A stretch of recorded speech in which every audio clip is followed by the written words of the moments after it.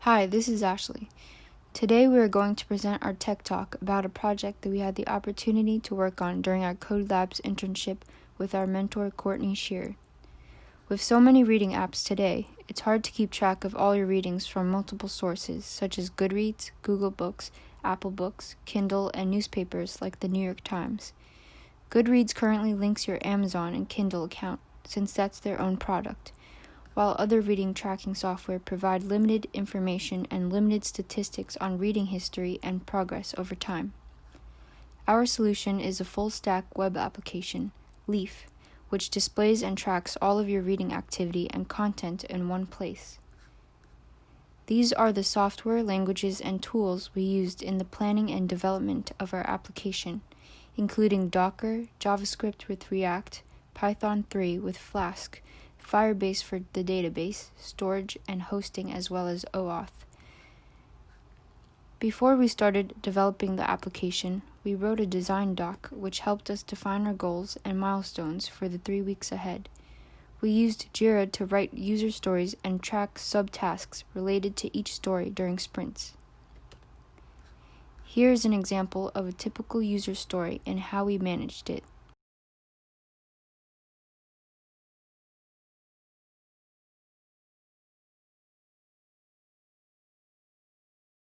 Here is the backlog of tasks and our progress with it.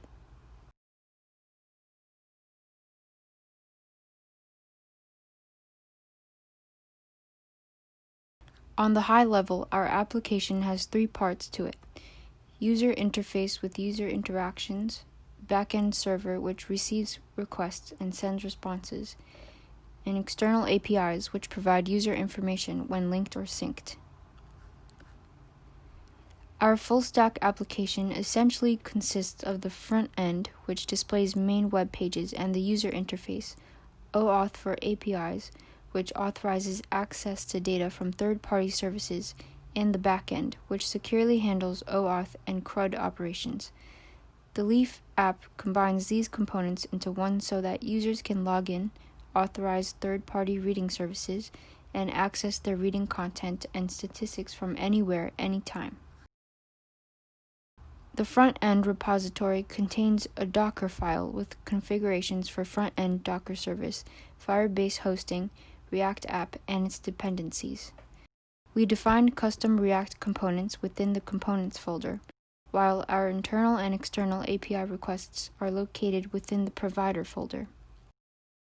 The back-end repository contains a Docker file with configurations for back-end Docker service, connecting to Firebase, Flask server, and its dependencies.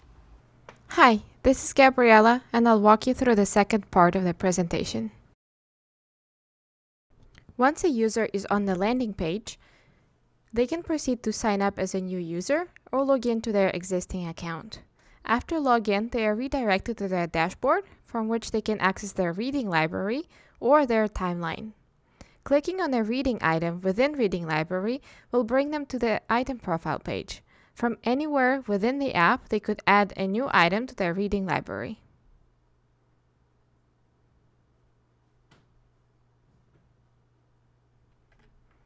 This is User Dashboard. It displays data based on users' reading activity, such as pie charts showing a breakdown of book genres and book formats, as well as a bar chart showing the number of books read each month. On the left is our sidebar component with Add New Item, which also is a reusable button component.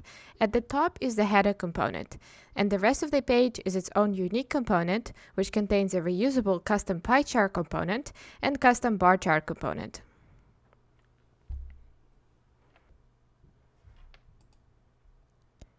The reading library consists all of the user's reading items pulled from their linked accounts. From here, we can navigate to a specific item, which will take us to the item profile page. This page displays a general information about the book, such as title, author, genre, and so on. The current reading status of the item can be changed as well. The user can also add custom notes on the item in the provided text editor. These pages use the same sidebar and header components, while reading item image and item profile page are their own unique components. Text editor component is built by using editor.js, while item information is pulled directly from the Google Books API using items ISBN, which is directly parsed from the URL.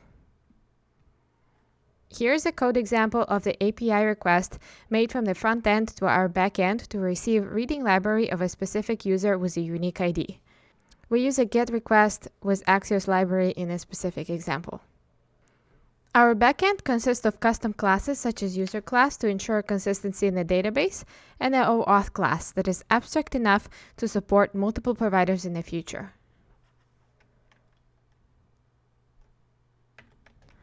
We integrated our backend with Swagger UI Open API via Connexion, and this page contains what endpoints our server currently supports, along with their description, expected response, and the sandbox.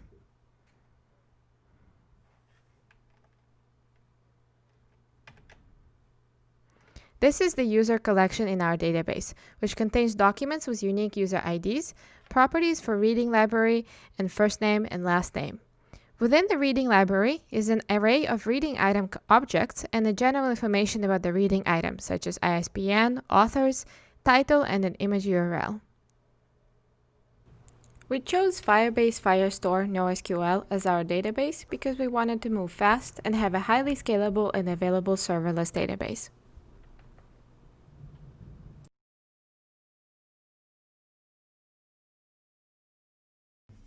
We learned how to use GitHub for version control and code review, how to work with branches and make pull requests, using Jira to assign user stories and tasks, sprints, manage projects and progress, creating wireframes and mockups with Whimsical and InVision, setting up OAuth, callback URL and redirect, developing and implementing an API in Flask, containerization of project using Docker.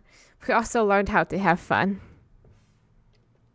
Further work we're planning is to write tests for frontend using Jest and backend using PyTest, support other OAuth providers such as Google Books, Apple Books, News, improve user class, customize reading item class, customize book class, implement authorization token via JWT, improve the structure of the database, implement timeline feature, implement add new item page, clean up and refactor the codebase, of course.